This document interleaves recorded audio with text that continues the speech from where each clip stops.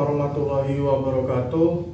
Perkenalkan, nama saya Ardi Wirawan dengan NIM 5020023. Di video ini saya akan mengupas soal buku tematik untuk memenuhi tugas mata kuliah pembelajaran tematik dosen pengampu Bapak Andri Valen, Magister Pendidikan.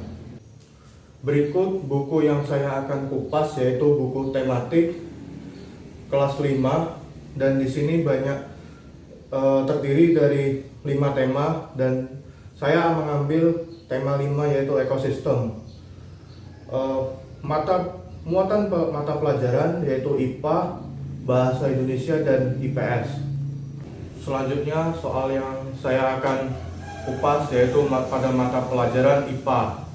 Soal pertama, salah satu contoh hewan yang mengalami metamorfosis sempurna adalah A. Penyu, B. Kecoa, C. Kupu-kupu, D. Beruang kutub. Jawabannya adalah C. Kupu-kupu. Karena metamorfosis di mana hewan tersebut melewati fase telur, larva, kepompong atau pupa, lalu imago. Nah, kupu-kupu metamorfosisnya melewati pada bagian tersebut, dan juga metamorfosis sempurna terjadi ketika hewan mengalami perubahan bentuk yang sangat berbeda dalam setiap tahap perkembangannya. Salah satu contohnya hewan yang mengalami metamorfosis sempurna adalah kupu-kupu. Soal kedua, berikut yang merupakan contoh hewan yang tidak mengalami metamorfosis adalah A. Ikan, B. Kecoa, C. Katak, D. Capung. Jawabannya adalah A. Ikan. Karena ikan tidak melewati tahap metamorfosis, ikan mengalami tahap embrionik dan pasca embrionik. Selanjutnya, mata pelajaran Bahasa Indonesia. Soal pertama, teks non-fiksi dibuat berdasarkan titik-titik yang terjadi dalam kehidupan sehari-hari. A. Dugaan, B. Rekaan, C. Imajinasi, D. Fakta. Jawabannya adalah D. Fakta. Karena teks non-fiksi adalah teks yang berisi tentang informasi yang dituliskan berdasarkan kenyataan atau kejadian asli. Soal kedua, berikut bukan contoh dari teks fiksi adalah A. Cerita pendek, B. Novel, C. Artikel, D. Cerita bersambung. Jawabannya C. Artikel.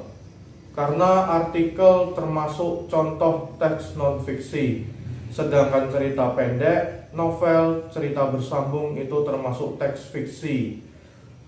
Nah, teks fiksi ini kebalikannya dari teks non-fiksi, yaitu suatu teks yang berisi cerita rekaan atau bisa disebut juga cerita khayalan.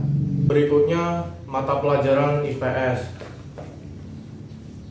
Soal pertama, berikut yang bukan 4 arah mata angin utama adalah A. Timur, B. Barat, C. Tenggara, D. Selatan. Jawabannya C. Tenggara.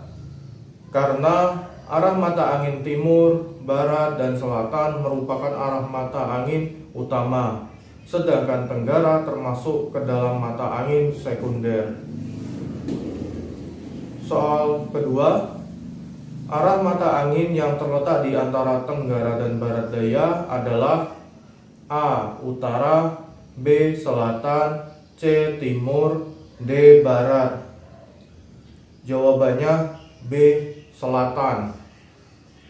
Karena pada gambar di samping kita lihat mata angin yang terletak di antara tenggara dan barat daya, yaitu mata angin selatan.